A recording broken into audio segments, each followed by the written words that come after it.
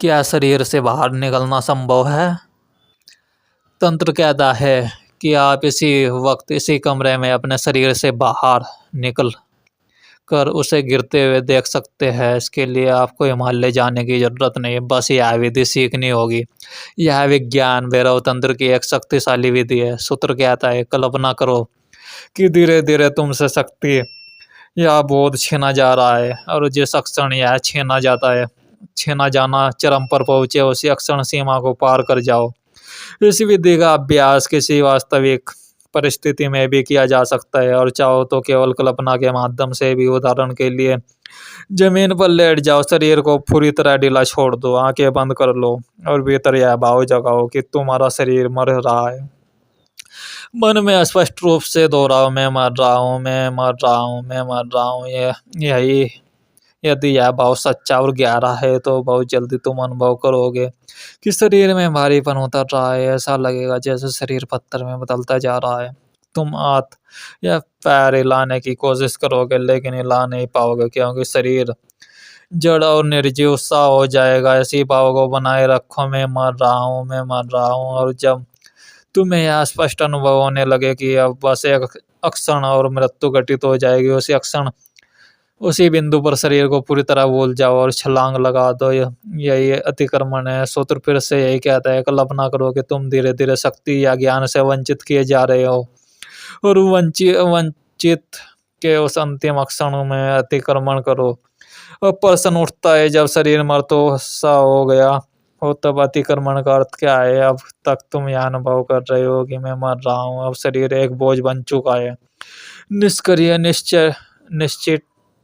निश्चट। अब शरीर को केवल देखो, अब यह भाव छोड़ दो कि मैं मर रहा हूँ, अब केवल साक्षी बन जाओ। शरीर मर्त पड़ा है और तुम उसे देख रहे हो। इसी देखने में अतिक्रमण घटित होता है, और इसी क्षण तुम मन के बाहर निकल जाते हो, क्योंकि मर्त शरीर को मन की आवश्यकता नहीं होती। मर्त शरीर इतना विश्राम में होता है कि विचारों की प्रक्रिया अपने आप थम जाती है। शरीर मौजूद है, तुम भी मौजूद हो, लेकिन मन अनुपस्थित है। याद रखना, मन जीवन के आयोजन के लिए आवश्यक है, मृत्यु के लिए नहीं। कल्पना करो, तुम्हें अचानक यह निश्चित रूप से स्पष्ट पता चल जाए कि ठीक 1 घंटे बाद तुम मरने वाले हो, पूरा 1 घंटा बचा है। अब बताओ, उस 1 घंटे में तुम क्या करोगे? उसी क्षण तुम्हारा विचार लगभग रुक जाएगा, क्योंकि सोच या तो अतीत से जुड़ी होती है या भविष्य से। अपना अतीत का कोई महत्व रह जाता है ना भविष्य का। तुम किसी घर को खरीदने की योजना बना रहे थे, या कार लेने की सोच रहे थे, शायद विवाह करने या तलाक देने का विचार था।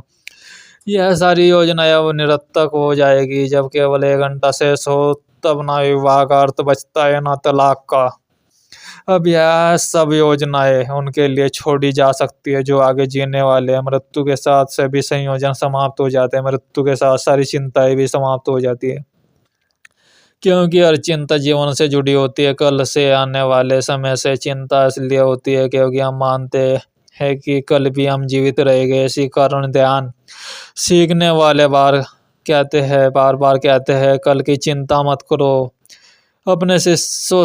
यीशु अपने शिष्यों से कहते थे कि आने वाले कल के बारे में मत सोचो, क्योंकि जैसे ही तुम कल में जाते हो, ध्यान से बाहर निकल जाते हो और चिंता में प्रवेश कर जाते हो।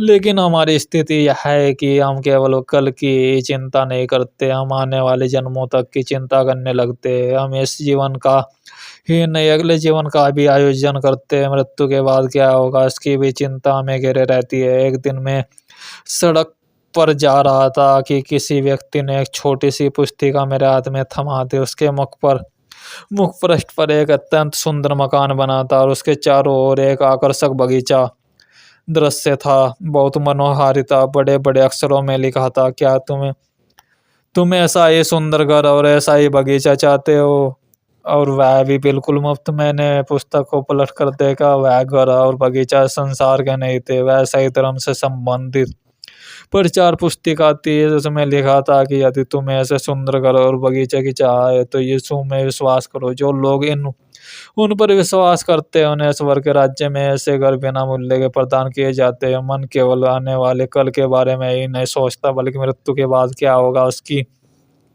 भी कल्पनाएं करता रहता है। वह अगले जन्मों के लिए भी योजनाएं बनाता रहता है, जैसे कोई आरक्षण कर रहा हो। ऐसा मन कभी धार्मिक नहीं हो सकता। धार्मिक मन भविष्य की चिंता में उलझा नहीं रहता। जो वो लोग जन्म जन्मांतर की बातें सोचते रहते हैं, वे निरंतर इस चिंता में रहते हैं कि परमात्मा उनके साथ कैसा व्यवहार करेगा। चर्चिल मरने के निकट थे। किसी ने उनसे पूछा कि आप स्वर्ग में परमपिता से मिलने के लिए तैयार है? चर्चिल ने उत्तर दिया, यह मेरी चिंता नहीं है। मेरी चिंता तो यह है कि क्या परमपिता मुझसे मिलने के लिए तैयार है। रूप चाहे जो भी हो, चिंता सदा भविष्य की ही रहती है। बुद्ध ने कहा कि ना कोई स्वर्ग है और ना कोई भविष्य का जीवन। उन्होंने यह भी कहा कि आत्मा जैसी कोई सत्ता नहीं है और मृत्युपूर्ण होती है, समग्र होती है, कुछ विशेष नहीं रहता। लोगों ने इसे सुनकर समझा कि बुद्ध नास्तिक है, पर वे नास्तिक नहीं थे। वे एक विशेष मानसिक स्थिति उत्पन्न करना चाहते थे, ऐसी स्थिति जिसमें तुम भविष्य को भूल सको और इसी क्षण यही और अभी पूरी तरह उपस्थित हो सको। उस अवस्था में ध्यान सहज हो जाता है। इसलिए यदि तुम मृत्यु का चिंतन करना चाहते हो तो उस मृत्यु का नहीं जो भविष्य में घटेगी। अभी इसी क्षण मृत्यु को जियो। जमीन पर लेट जाओ, शरीर को मर्त वर्त छोड़ दो, पूरी तरह शिथिल हो जाओ और उस भीतर भीतर अनुभव करो, मैं मर रहा हूँ, मैं मर रहा हूँ, मैं मर रहा हूँ। इससे केवल विचार करो, मैं मत रखो शरीर के हर अंग में और रेशे में। इस अनुभव को उतरने दो, मृत्यु को अपने भीतर बहने दो। यह दहन की एक अत्यंत सुंदर विधि है। जब तुम्हें यह अनुभव होने लगे कि शरीर एक मर्त बोझ बन गया है, जब तुम हाथ सिर या कोई भी अंग हिला ना सको, जब लगे कि सब कुछ जड़ हो गया, उसी क्षण अचानक अपने शरीर को देखो। उस समय मन वहां उपस्थित नहीं होगा, तब केवल देखना शेष रहेगा। तब तुम ही रहोगे शुद्ध चेतना। जब तुम शरीर को देखते हो तब ऐसा नहीं लगेगा कि यह मेरा शरीर है, बस एक शरीर दिखाई देगा, कोई शरीर। यदि मन अनुपस्थित है तो तुम यहाँ नहीं कहोगे कि मैं शरीर हूँ या शरीर के बाहर हूँ। तुम केवल हो। भीतर और बाहर का भेद ही नहीं रहेगा। भीतर और बाहर जैसे शब्द केवल मन के रहते ही अर्थ रखते हैं। याद रखना, अहंकार का भाव कि मैं शरीर हूँ मन के कारण ही पैदा होता है। यदि मन ना हो तो यह प्रश्न ही नहीं उठेगा कि मैं शरीर हूँ या शरीर से अलग हूँ। तब तुम केवल साक्षी रहोगे। यही अतिक्रमण है। इस प्रयोग को कई तरीकों से किया जा सकता है। कभी कभी वास्तविक जीवन की परिस्थितियां भी ऐसे संभव बना देती है। मान लो तुम बीमार हो, तुम्हें लगता है कि अब कोई आशा शेष नहीं रही, मृत्यु निश्चित है। यह दहन के लिए अत्यंत उपयोगी क्षण हो सकता है। इसे अन्य ढंगों से भी प्रयोग में लाया जा सकता है। कल्पना करो कि धीरे धीरे तुम्हारी सारी शक्ति क्षीण हो जा रही है। लेट जाओ और अनुभव करो कि समूचा अस्तित्व तुम्हारी ऊर्जा को खींच रहा है। चारों दिशाओं से तुम्हारी शक्ति चूसी जा रही है और शीघ्र ही तुम पूरी तरह निर्बल हो जाओगे। तुम्हारे भीतर कुछ विशेष नहीं रहेगा। वास्तव में जीवन ऐसा ही है। हर क्षण तुम्हारी ऊर्जा का अक्षय हो रहा है। चारों ओर परिस्थितियां तुम्हें धीरे धीरे खाली कर रही है और एक दिन ऐसा आएगा जब सब कुछ खिंच जाएगा, जीवन चला जाएगा और केवल एक अवशेष रह जाएगा। इस क्षण भी तुम यहाँ प्रयोग कर सकते हो। लेट जाओ और कल्पना करो कि ऊर्जा बाहर जा रही है। थोड़े ही समय में तुम स्पष्ट अनुभव करने लगोगे कि शक्ति कैसे निकल रही है। और जब तुम्हें यह पूर्ण अनुभव हो जाएगी, भीतर कुछ विशेष नहीं बचा, उसी क्षण अतिक्रमण कर जाओ। वंचित किए जाने के उसी क्षण में अतिक्रमण कर जाओ। जिस पल ऊर्जा की आखिरी बूंद भी तुमसे बाहर जा रही हो, उसी क्षण सीमा को पार कर जाओ। केवल केवल दृष्टा बन जाओ, मात्र साक्षी। उस अवस्था में ना यह संसार तुम हो और ना यह शरीर, तुम सिर्फ देखने वाले रह जाते हो। और यही अतिक्रमण तुम्हें मन के बाहर ले जाता है। यही इसकी कुंजी है और इस प्रयोग को तुम अपनी सुविधा और रुचि के अनुसार अनेक तरीकों से कर सकते हो। जैसे हमने दौड़ने का उदाहरण लिया, तुम दौड़ते जाओ, जानबूझकर मत रुको। शरीर को पूरी तरह थका डालो, दौड़ते रहो जब तक कि शरीर स्वयं ही गिर ना जाए। जब शरीर का एक कण थक जाएगा तब गिरना निश्चित है और ठीक उसी गिरने के क्षण में सजग हो जाओ। केवल देखो कि शरीर गिर रहा है। कभी कभी अत्यंत अद्भुत अनुभव घटित होता है। ऐसा हो सकता है कि शरीर गिर जाए और तुम खड़े हो और तुम उसे गिरते हुए देख सको। तुम देख पाते हो क्योंकि गिरा शरीर है। तुम नए शरीर के साथ मत गिरो, चारों ओर घूमो, दौड़ो, नाचो, शरीर को पूरी तरह थका दो, लेकिन एक बात का विशेष ध्यान रखना, तुम्हें लेटना नहीं है, क्योंकि यदि तुम लेट गए तो भीतर की चेतना भी शरीर के साथ लेट जाती है। इसलिए चलते रहो, तब तक चलते रहो जब तक शरीर अपने आप गिर ना जाए। उस क्षण शरीर शव की तरह गिर पड़ता है और तुरंत यह स्पष्ट हो जाता है कि शरीर गिरा है और तुम कुछ नहीं कर सकते। उसी पल आके खोलो, सजग हो जाओ, चौंकना मत, पूरी जागरूकता से देखो कि क्या घट रहा है। संभव है कि तुम खड़े हो, शरीर जमीन पर पड़ा है। एक बार यदि यह अनुभव हो गया तो फिर तुम कभी नहीं भूल सकोगे कि तुम इस शरीर को अलग हो। अंग्रेजी शब्द एक्सटेसी का यही मूल अर्थ है, बाहर खड़े होना। एक्सटेसी का अर्थ है शरीर के बाहर खड़े होना। ऐसे शब्द का प्रयोग अंग्रेजी में समाधि के लिए किया जाता है।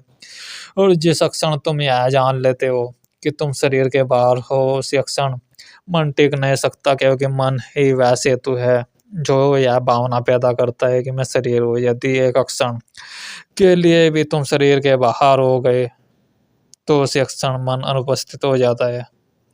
यही अतिक्रमण है। इसके बाद तुम शरीर में वापस आ सकते हो, मन में भी लौट सकते हो, लेकिन अब यह अनुभव तुम्हें कभी नहीं छोड़ेगा या तुम्हारे अस्तित्व का हिस्सा बन जाएगा। यह सदा तुम्हारे साथ रहेगा। इस प्रयोग को रोज करो।